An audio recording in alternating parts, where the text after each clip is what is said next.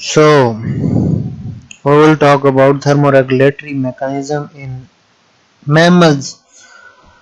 Mammals में specifically human में thermoregulation कैसे की जाती है, टेम्परेचर मेंटेन कैसे किया जाता है। मैमल्स क्या करते हैं, उनका बॉडी का टेम्परेचर स्पेसिफिक होता है, एक नैरो रेंज के अंदर मेंटेन किया जाता है क्योंकि वो एंडोथर्मिक प्रोसेसेस चल रहे होते हैं। क्योंकि ये मैमल्स जो हैं एंडोथर्मिक होते हैं, बॉडी हीट प्रोड्यूस करते हैं, बॉडी हीट को मेंटेन करते हैं। ये एंडोथर्मी का जो अमल है, प्रोसेस है, इस प्रोसेस ने मैमल्स को इस काबिल बनाया है, इसकी काबिलियत दी है कि वो मेटाबॉलिक हीट को प्रोड्यूस कर सके। और वो क्या है, एनर्जी 24/7 उनके पास 24 घंटे एनर्जी जो है वो मौजूद रहे, राउंड द क्लॉक एनर्जी उनके पास मौजूद रहे। इस वजह से उन्होंने और भी बहुत सारी कैपेबिलिटीज उनमें पैदा हो गई हैं, जो कि उनकी डाइवर्सिटी में, उनकी अक़साम में, उनकी चेंजेस में प्रोग्रेस करने के हेल्प में थी, मदद में थी, असिस्ट किया था। मतलब उनकी डाइवर्सिफिकेशन में इस काबिलियत ने, इस पॉइंट ने, इस प्रोसेस ने, हीट जनरेशन के प्रोसेस ने, मेटाबॉलिक हीट जनरेशन के प्रोसेस ने एक की रोल, एक वाइटल रोल, एक बहुत ही अहम रोल प्ले किया था। ये एनिमल्स या मैमल्स जो है, ये अपने बॉडी के हीट को बैलेंस कैसे करते हैं। सबसे फर्स्ट पॉइंट ये था कि the rate of change of heat, कि हीट किस रेट से चेंज हो रही है, कितनी तेजी से चेंज हो रही है, कितनी स्पीड से चेंज हो रही है, ये फर्स्ट पॉइंट था। इसके अलावा जब ये कैलकुलेशन हो जाती है, जब ये डाटा एनालाइज हो जाता है कि किस रेट से टेम्परेचर चेंज हो रहा होता है, तो उससे नेक्स्ट जो है वो प्रोसेसेस, अवामिल काम करते हैं। फॉर एग्जाम्पल, अगर टेम्परेचर जो है बहुत ही ज्यादा कोल्ड हो, बहुत तेजी से जो है वो टेम्परेचर डाउनग्रेड हो रहा हो, कम हो रहा हो, तो वो क्या होता है, शिवरिंग होना शुरू हो जाती है, हम कांपना शुरू कर देते हैं। जैसे ही मसल्स वर्क करते हैं, काम करते हैं, एनर्जी ब्रेक डाउन करते हैं, कार्बोहाइड्रेट ब्रेक डाउन करते हैं, एटीपी ब्रेक डाउन करते हैं, तो उससे हीट प्रोड्यूस होती है। ये हीट बॉडी को हीट करने के काम आती है। क्योंकि ये शिवरिंग की वजह से पैदा हुई है, इसलिए हम कहते हैं शिवरिंग, थर्मोजेनेसिस। शिवरिंग मीन्स कांपना, therm mean temperature, genesis mean produce करना, पैदा करना। तो उसके टर्म में ही ऑलमोस्ट कंप्लीट आंसर मौजूद होता है। बायोलॉजी की एक खास खासियत है, बल्कि साइंसेस की, कंप्लीट साइंसेस की एक खास खासियत है कि उसकी टर्म में ही कंप्लीट आंसर जो है, almost half answer, maximum answer तो उसी में ही मौजूद होता है, अगर उसको अच्छी तरह अंडरस्टैंड कर लिया जाए तो। ये थी शिवरिंग, थर्मोजेनेसिस। इसके अलावा जो टेम्परेचर हार्मोन्स के जरिए मेंटेन किया जाता है, उसे हम नॉन शिवरिंग थर्मोजेनेसिस कहते हैं। थायराइड ग्लैंड जो है बहुत सारे हार्मोन पैदा करता है। वो हार्मोन जो है वो भी बॉडी हीट को या अफेक्टर्स को एक इफेक्ट पैदा करने पर, तो उससे वो क्या होता है, हीट प्रोड्यूस होती है। हीट प्रोड्यूस होने के बाद बॉडी को हीट अप करने के काम आती है। चंद एक मैमल्स में ब्राउन फैट मौजूद होता है। ब्राउन फैट का काम क्या होता है, रैपिड हीट प्रोडक्शन, बहुत तेजी से हीट प्रोड्यूस करना, ये ब्राउन फैट का काम होता है। अगर ये बहुत ज्यादा मिकदार में प्रोड्यूस हो जाए, ओवर प्रोडक्ट बन जाए, ओवर प्रोडक्शन हो जाए, तो उसको बहुत सारे दूसरे प्रोसेसेस के जरिए फिर कूल डाउन भी किया जाता है। जैसे कि एवेपोरेटिव कूलिंग में हमने क्या किया है, एवेपोरेशन करते थे, evaporation causes cooling, evaporation cooling effect पैदा करती थी। ठीक है। इसके अलावा स्किन जो है ये बहुत बड़ा ऑर्गन है जो कि ऑस्मो रेगुलेटरी के तौर पर ऑस्मो रेगुलेशन के तौर पर काम करता है। ये ऑस्मो रेगुलेटरी मैकेनिज्म इसमें चल रहे होते हैं। वेपोरेटिव कूलिंग कैसे होती है, डर्मस में जो ग्लैंड्स मौजूद होते हैं स्वेट प्रोड्यूस करते हैं। स्वेट प्रोड्यूस जो होता है वो जब वेपोरेट होता है तो कूलिंग इफेक्ट पैदा करता है। इन कूल टेम्परेचर में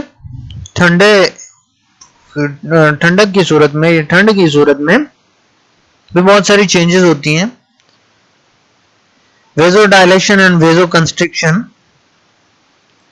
डायलेशन मीन्स डायलेट कर देना, ब्लड वेन का जो है वो डायलेट कर जाना, फूल जाना, बड़ा हो जाना, वेजो डायलेशन कहलाता है। जबकि कंस्ट्रिक्शन का मतलब है पिचक जाना।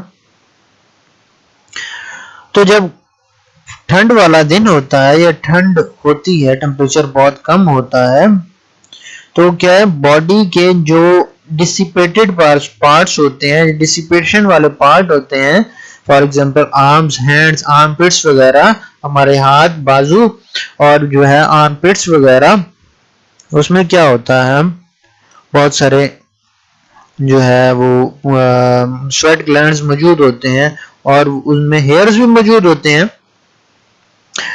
वहां जो है हमारी ब्लड की सप्लाई को कम कर दिया जाता है। वे जो है वेन्स वो कंस्ट्रिक्ट कर दी जाती हैं। जबकि इनसाइड द बॉडी जहां पर वाइटल ऑर्गन्स मौजूद होते हैं लंग्स के पास और वो क्या है लिवर के पास, वहां पर वेजो डायलेशन हो जाती है। वहां पर वेन्स जो है वो फूल जाती हैं, थोड़ी बड़ी कर दी जाती हैं ताकि उनकी तरफ ब्लड ज्यादा मिकदार में फ्लो हो और हीट जो है वो कंजर्व रहे, गर्म रहे। जबकि आउटसाइड द बॉडी, बॉडी के वाइटल ऑर्गन से बाहर जहाँ पर हाथ मौजूद होते हैं या जो है हमारे बाजू मौजूद होते हैं, वहां पर वेजो कंस्ट्रिक्शन कर दी जाती है, वहां पर वेन्स कंस्ट्रिक्ट कर दी जाती है ताकि ब्लड सप्लाई कम से कम हो और ब्लड में जो हीट है वो कम से कम लॉस हो।